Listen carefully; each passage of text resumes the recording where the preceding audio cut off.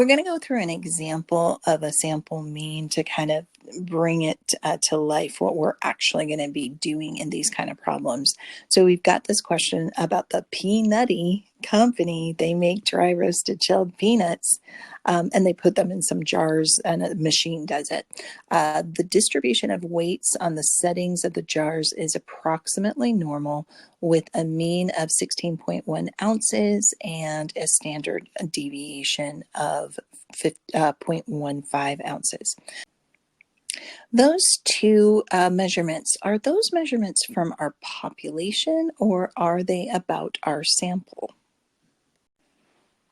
And of course, those measurements are from our population. That is what the settings are on their machines to get these into the jars.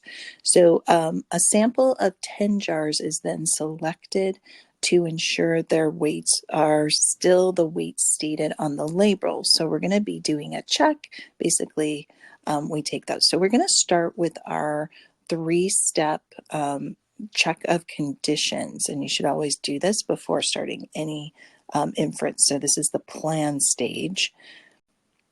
First, of course, random check. We're going to have to assume, so I think we could assume, since they're trying to do a sample to ensure weights, that we can assume that those 10 jars are randomly selected. Step 2.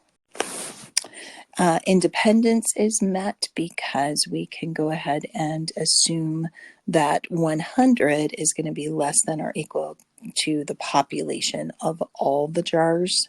So remember, we just add that 0 onto our sample size, and then that needs to be the size of our entire population, needs to be greater than that number. And finally, the check to see if our distribution is normal. There's 3 things we can check for. As long as one of them are true, we're good. And it did say in the problem that it was approximately normal. So that's all we need to say, that it is stated in the problem. So yes, all the conditions are met for a normal approximation. So we're going to draw some models of the population distribution and the sampling distribution, just a rough sketch of the normal curves for these two. So for my population, I'm just going to start by restating my mean and my standard deviation, and then try to draw in a normal curve. I'm never good at this, so don't feel bad if you are bad at it too. Most of you do much better than I do. I actually went in and erased and started over. I want to make that pretty wide so that I can show my 3 standard deviations away from the mean on both sides. So from the mean, I tried to squeeze in all my measurements for my 3 standard deviations above and below the mean. And just let's kind of review the empirical rule. This is a good time to do that. So 68% of all of my information should fall within 1 standard deviation of the mean if it's normally distributed.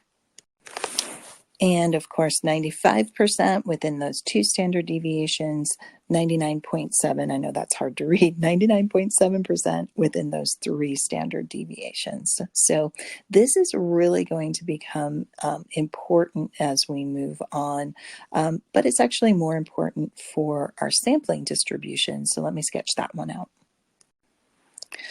For my sampling distribution, my mean's going to stay the same because if it's a good sampling distribution, it should always be centered around your true parameter, being the mean this time. So we should still start at 16.1. But notice our standard deviation changes to something much smaller.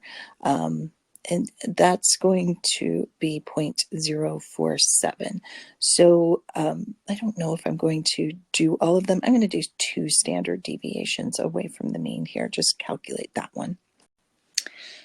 So note something that happens here. 2 standard deviations away from the mean on my population was from 15.8 to 16.4. But on my sampling distribution, it's a much smaller range. It's much less variation. So why is this occurring? Why did my standard deviation get to be so much smaller than my actual population? It's actually kind of explained in this next question. Is even just think about it without doing any calculations. Explain which is more likely. If I just take one jar out of the if I just take one jar out of the assembly line and I weigh it, the probability that it's going to be anywhere in here is kind of shown by this normal curve. When I take 10 jars, and that's what this is showing, I take 10 jars and find their average.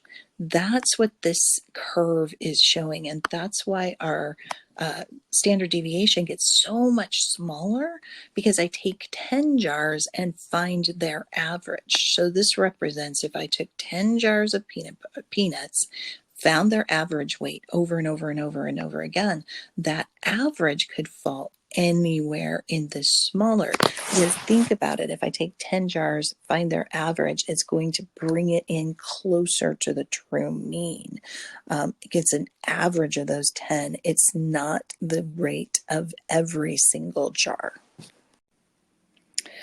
So stating it this way, selecting a single jar, its weight could fall anywhere in the population distribution. So if, it is limited by the shape of the distribution, it's going to be very rare that that single jar could be from out here, but, it could happen. But most of the time, a single jar would fall in this within 2 standard deviations. When I take 10 jars and I find their average, that's just going to be closer to the actual mean. So we've done this before where we just find the probability that a randomly selected jar from the population contains less than 16 ounces of peanuts. This is our normal approximations that we've been doing from way back. So drawing my normal curve, I've got 16.1, I've got 16. So be careful. This question is asking about a single jar. So this is from our population, and we're going to use our population mean and standard deviation. All right, so set everything up, did my norm CDF. Lower bound is negative infinity, upper bound is 16. And it turns out we have a 0.2514 probability that a randomly selected jar has a weight of less than 16 ounces. We're going to do the same question, but now with our sample of 10 randomly selected jars. And if you remember, we've got still the same mean. We're still asking the same question, but remember, when I sketched it before, 16 is almost 1 standard deviation away from our mean. So we're going to do our norm CDF. Let's see. I'm kind of curious. What do you guys think? Do you think my probability is going to get higher or lower here? And you can see the probability of this got a lot lower because my averages, when I find those average samples, I should be getting closer and closer to my true mean, because I'm taking an average of 10, not just one individual jar. So the probability that there's a difference there is going to decrease.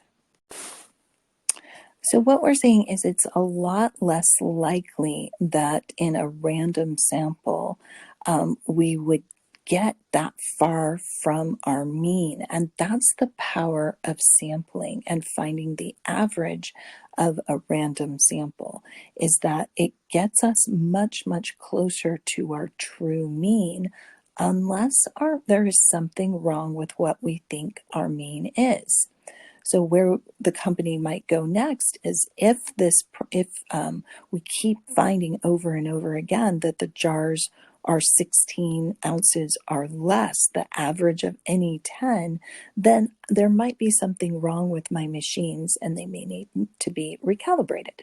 So that's where we're going next with all the inference processes.